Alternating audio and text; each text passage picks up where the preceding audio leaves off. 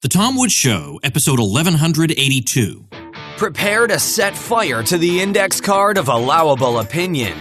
Your daily dose of liberty education starts here. The Tom Woods Show. Folks, the Contra Cruise, hosted by Bob Murphy and me, which people absolutely rave about, is back for a third year. Featuring special guests Jeff Deist, Naomi Brockwell, and Brett Venat, this year promises to be the best one yet. Great folks, great fun, an unforgettable time. Sign up at ContraCruise.com. Hi everybody, Tom Woods here. We're talking today about special jurisdictions, that is to say, things like seasteads or Liberland, which is that interesting country we probably should get an update on, or special economic zones or whatever, little areas where people are allowed more freedom than they otherwise would be, where they can operate, let's say, outside the realm of at least a great deal of the regulation and taxation that exists in other parts of the world and other parts of that very society. And our guest today, Tom W. Bell, has written a book on this called Your Next Government, ? From the Nation State to Stateless Nations, published by Cambridge University Press. Tom W. Bell earned his J.D. from the University of Chicago, then practiced law, and then served as a policy director at the Cato Institute. And then 20 years ago, he joined the faculty of Chapman University, the School of Law there, where he continues to teach to this day. Tom, welcome. Thank you. Thank you for having me. You're covering a wide array of topics within this overall concept here in the book, and it looks to me like a good deal of this is material that you've published in scholarly journals, but obviously it's surrounding a theme, and you've brought it all together. So give us the bird's eye overview of what you're seeking to accomplish in this book, and then we'll get into some specifics. Of course. The new book, Your Next Government, describes this revolution, a quiet revolution that's sweeping throughout nation states across the planet, and it's transforming them from the bottom up and inside out. Your listeners will be particularly interested in that it's driven by private parties seeking private gain, but this is going to create a lot of public good. All right, so let's talk about some examples of what you have in mind, because what's been happening is, well, let's just say that we can find a trend toward, in some areas, decentralization, or let's say the multiplication of jurisdictions or the introduction of new types of jurisdictions where the heavy hand of the state is less prevalent. Now, I don't want to put words in your mouth, because you do make clear in here that you're not saying that more jurisdictions is always better, and there are cases where you do want one particular set of rules to cover a large territory, but nevertheless, you are highlighting examples of places in the world where people are having an opportunity to experiment with less government control. So can you give us an example of this? Sure. There's lots of examples, as it turns out. The metaphor I think your listeners might find helpful is we can imagine ourselves as biologists studying the advent of mammals. I mean, mammals aren't good or bad. I happen to love them, being one of them. But the point is, from a naturalist point of view, it's just this new thing. And that's what special jurisdictions are like. They're this kind of new thing on the scene of governance, and wow, it's fascinating. How about Dubai's International Financial Center? So this is something that in the United Arab Emirates, the Emirate of Dubai, created so that they could have a lot of economic growth in their otherwise kind of, sand-blown, hot, unpopulated country. They wanted to to encourage in a lot of financiers. And so they said, we're going to have to change the rules here because Sharia law doesn't allow charging interest on loans. And London bankers are not going to put up with that. So to get their business down here to Dubai in the International Financial Center, they decided, well, we're going to implement a different kind of law. In fact, they imported English common law so that these London bankers would be comfortable. And man, did it work. And that's just one of many examples. I'd like to ask you about an example that's turned out to be rather controversial, at least in the sense that critics have been, hysterical in describing it, and that is the case of Honduras and the examples in Honduras. In fact, I think I did an episode hundreds of episodes ago on this particular case just because the rhetoric about it was so overheated. I couldn't imagine that on the ground the experiment could be so truly appalling. So what can you tell us about it? Honduras is a great example of a government in kind of a bad situation, trying reforms to make things better for itself and its people. It's gotten a lot of controversial commentary. I think sometimes that's been underinformed. People's hearts are in the right places, but they just don't know the facts. And I've worked now on a couple of statutes in Honduras, including the most recent one, the Honduran ZA statute. So what's going on there? First of all, let's note, in this field, you don't get to work with fully functioning, well-run governments. It's like doctors work for sick people. If you work with special jurisdictions, you're usually going to be helping a government that needs to try something new. And so, yeah, they don't always get governance right in Honduras. They have riots. There's accusations of all kinds of underhanded dealings. And, that's just a problem with governments that they're trying to fix. They're trying to fix it in a new way. It's a very bold program. It is homegrown. They should get the credit if it works, as I think it will. If it doesn't work, I guess they'll get the blame. Some people give the credit to North Hemisphere economists, policy wonks from America and Europe for the Honduran experiment. That's wrong. I think Octavio Sanchez, a native Honduran there, deserves the credit. And they plan with their ZA program in Honduras to invite in private investors and developers from other countries to develop fully functioning communities, including with legal systems, common law-based legal systems in their country. Much as Dubai, we referred to that earlier, imported the common law to their country to get economic growth, Honduras say, hey, we want that too. They actually have said, we want to create a new Hong Kong. Hong Kong also based on the common law, a new Hong Kong in Central America. It's very bold, very courageous. I'm happy to help them. I hope it works. How about seasteading? Now, apparently you've been involved in that, not just on the theoretical level, but maybe even in negotiating. First of all, what's seasteading? I think some of my folks know it. I've covered it a couple times, but what is it and what's your involvement? Happy to answer that. By the way, Tom, it sounds to me like you might have gone straight to the chapter in the book, Your Next Government, which everybody seems to love. It's called Stories of the Sort Ordinarily Recounted Over Drinks, in which, unlike some of the drier academic stuff in the book, I kind of tell these war stories about working on projects. So one project I've worked on, and it's recounted in this chapter, is seasteading. And I've known the seasteaders for years. I love the seasteaders because they think big. They want to create sovereign communities floating in international waters on the open oceans, because they figured that's the last free place on Earth. That's not quite right, but it's one of the last free places on Earth. And really, humans need to be out on the ocean more anyhow. It's really, as my friend Joe Quirk's book, Seasteading, illustrates, he wrote that also with Patri Friedman, another friend. Their book illustrates, wow, we need to be on the ocean. And so with the seasteaders, I've helped with their project in French Polynesia. It's really hard to build a seastead on the open ocean when you've never done it before. It's expensive, it's technically difficult, it's fraught with all kinds of legal uncertainty. So they said, let's take a step in that direction. Just like a minnow starts out in an estuary before it goes onto the open ocean, the seasteaders want to start in protected waters. So they looked all over the world. We ended up with French Polynesia as the leading candidate country. We went there at the invitation of the president in 2016. I was with a team of 10 seasteaders from the Seasteading Institute, and yes, we talked with a lot of government officials there, toured the islands, got a memorandum of understanding, which is now being kind of acted upon. And now the seasteaders are still working with the French Polynesians. We're nailing down the site where we will build the first seastead. And I'll just pause there. It's a very exciting project. I could go on all day, but there's lots in this book. Well, hold on just a minute. Yeah, I know there is so much I want to get to, but what you just said is kind of mind-blowing. So, in other words, seasteading is definitely going forward. This thing that seemed... Now, look, I like Patri Friedman and Joe Quirk, too. And I thought the book was just also astonishing because it made arguments I would never have thought of. It's so thorough and interesting. But I sort of in the back of my mind, I thought this sounds like something out of science fiction, and you're telling me they're going forward. Yes. I mean, there's more I could say there. I mean, from the outside, you look at this field and you go, wow, this is great. There's going to be these whole new countries and maybe someday. But in between here and there, there's a lot of detailed grunt work that is definitely not a country saying to you, hey, yeah, please create your, anarcho-capitalist utopia in my backyard. They're not saying that. You got to negotiate. It's going to be a limited, slow, gradual rollout. And that's how it should be, really, because if we jump feet first into it, we're likely to screw things up.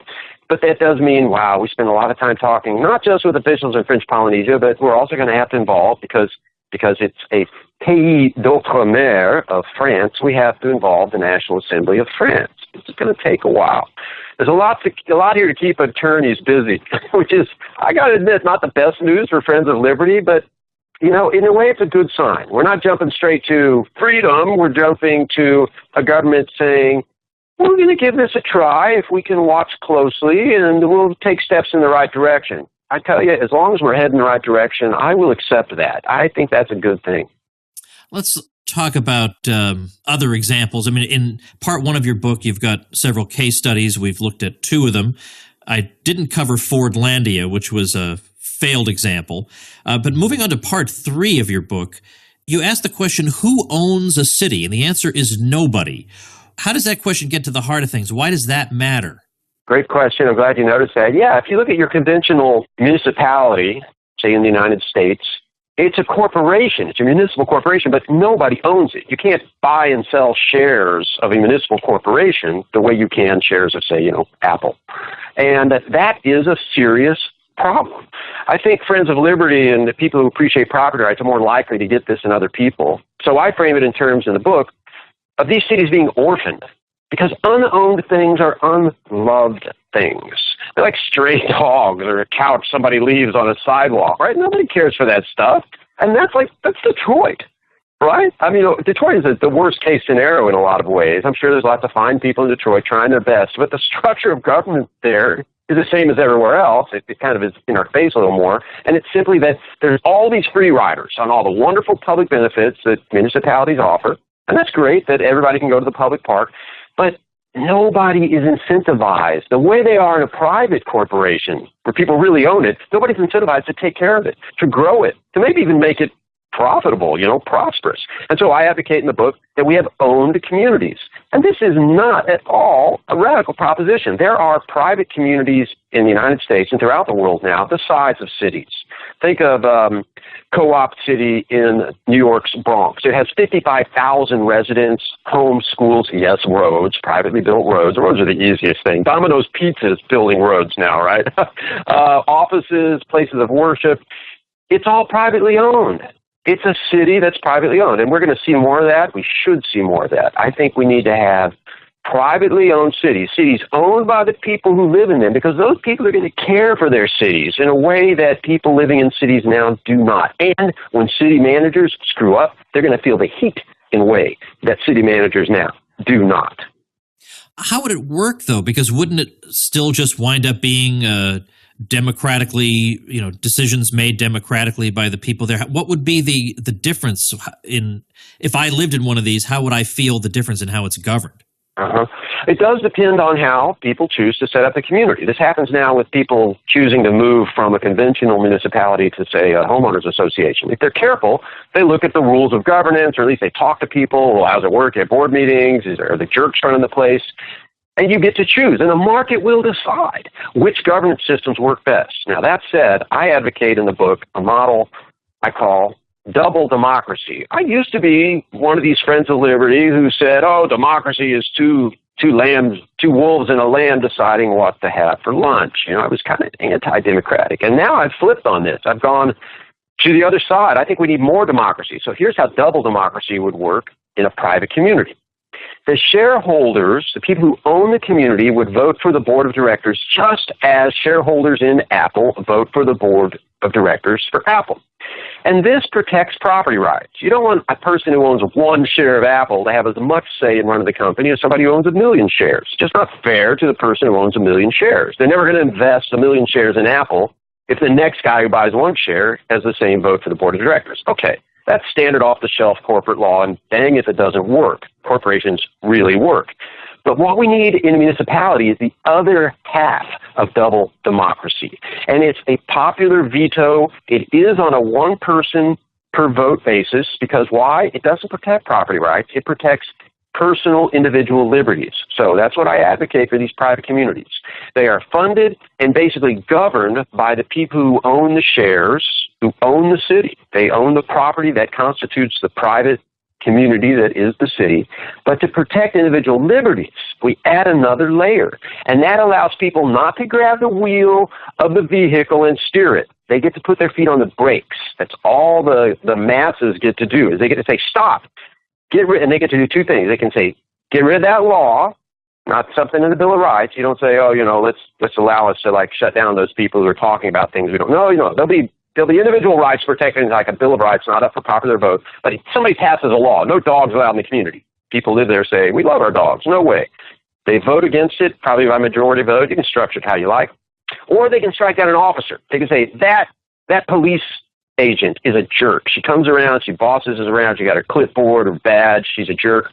We are removing her from office. If we gave people just the power to say no, loudly and clearly, they would be so much happier. They can't do that now very well. They have to go through these arcade, convoluted processes where they vote representatives who then kind of go their own way. So double democracy protects property rights of the people who own the city by letting them manage it, and they have incentives to pick good managers, and it protects individual liberty of the people who live there by letting them veto bad laws and bad officers. I would go for that, certainly. It's not the absolute ideal, but I'm probably not going to get the absolute ideal in my lifetime, but I would certainly be much happier with that principle. You propose something called United States Special Economic Zones, and that I want to make sure we distinguish from, I guess, what were called, you remember in the old days in the 1990s, Jack Kemp was talking about enterprise zones in the inner cities. And I guess to some degree, they more or less got those, but there was so much red tape around them that they didn't attract enough business activity, and they more or less died unmourned several years ago. How is what you're proposing different from that?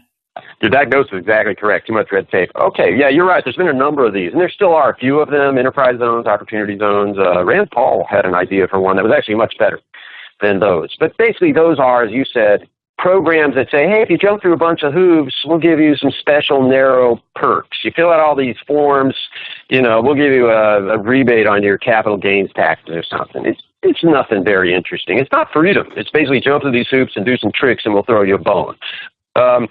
What I propose is something that is really more American. It is so intrinsically American. When you study the history of special jurisdictions, you learn, wow, that is where America came from. America was founded on pride. What they're trying to do in Honduras, that was America back in the 1600s.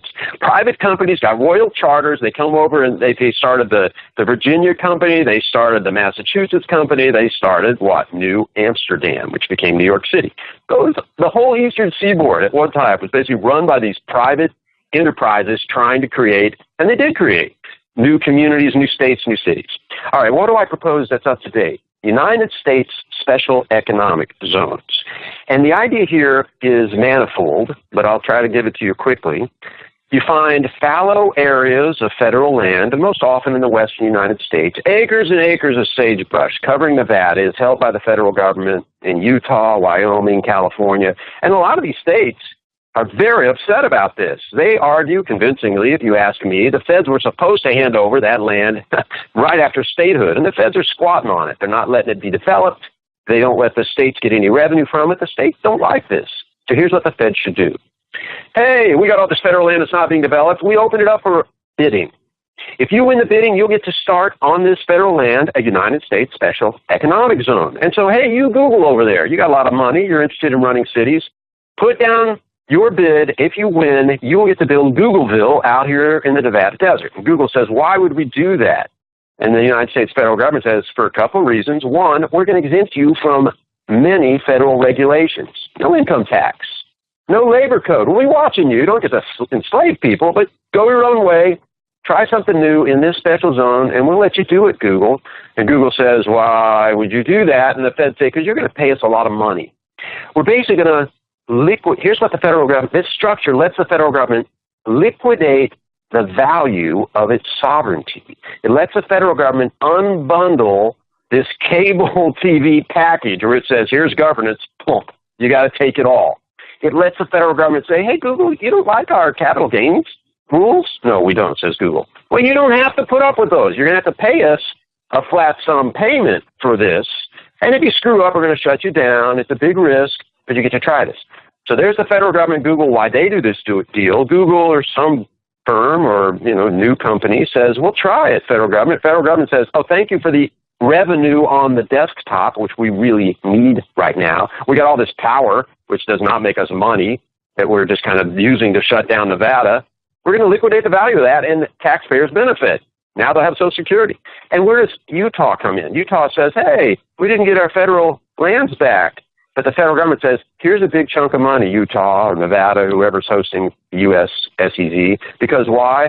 Well, when Googleville takes off, people are going to be driving on your roads. There'll be satellite communities, schools that you run there. We want you to have a piece of the pie, too. And now you have the states on board, you have the federal government on board, and you have parties like Google or other private developers on board. And what do we get? We get new, really free experimental communities in the United States. We have the United States really returning to its roots within its own boundaries, creating these private, special jurisdictions where people can experiment with new government and maybe end up with something even better than the United States, just as the United States was better than Europe, if you ask me.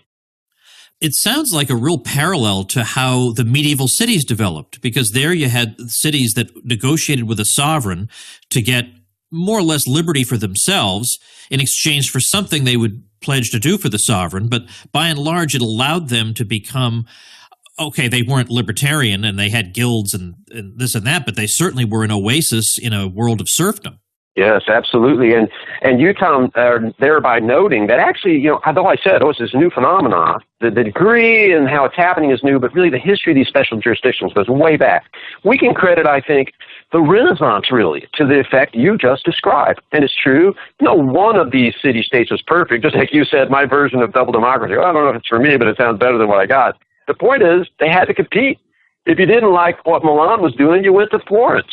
And Florence ended up with, better rules. And if Florence screwed up, well, maybe Hamburg did it better. And these city-states had to compete. It made them better, maybe not perfect. I'm not asking for perfection. I'm asking for progress. And so we could have that happen again today. We could have something like a new Renaissance. I think that'd be pretty good, yeah. This is probably an unfair question as we wrap up, because I'm asking you about the longest section in your book where you describe what you call an open source legal system. But nevertheless, I'm going to ask you to give us the gist of it, and then people, of course, should be going out and reading, picking up their own copy of Your Next Government. So can you try and do that? I'd be happy to, Tom. ULEX is an open source, flag-free legal system. It's open source because basically I've put the rules out there for anyone to download and use, just like you can download, Android operating system. You can play around with that if you want. It's flag-free because all the rules, and these rules cover everything a private legal system, by which I mean not including criminal law, although I have an optional module for that. It includes contracts, torts, the law of trusts, family law. If you set up a new community, you got people in it, they're going to have conflicts, this body of rules in ULEX will give you answers. There's also rules that help you resolve disputes, tells you how to form a panel of judges, how they decide legal disputes. It's flag-free because all the rules come from private sources. And I came up with this for a Honduran project. The Hondurans need good common law rules.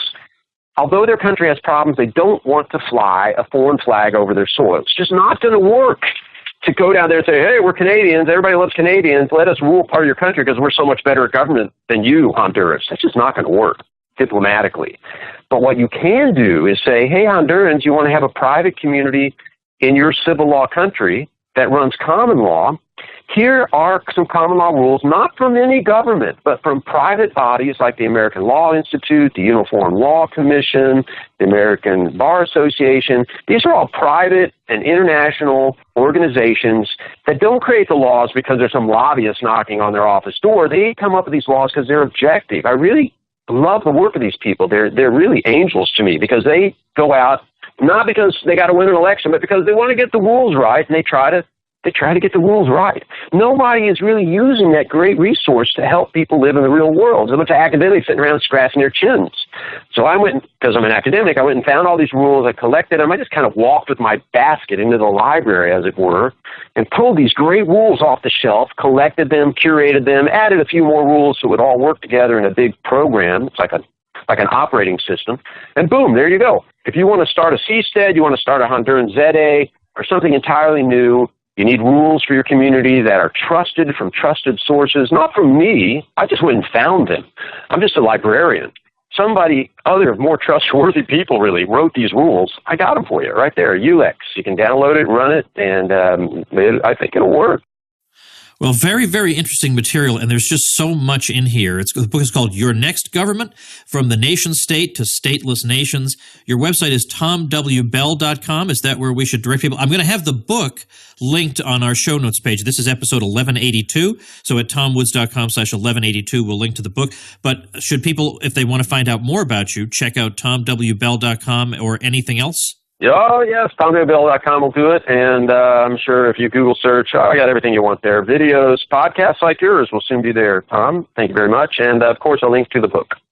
Excellent. All right, well, great to have a chance to talk to you, and Cambridge University Press, man, that is just outstanding for you. Congratulations. Thank you. Thank you. All right, well, thanks so much for your time, and best of luck.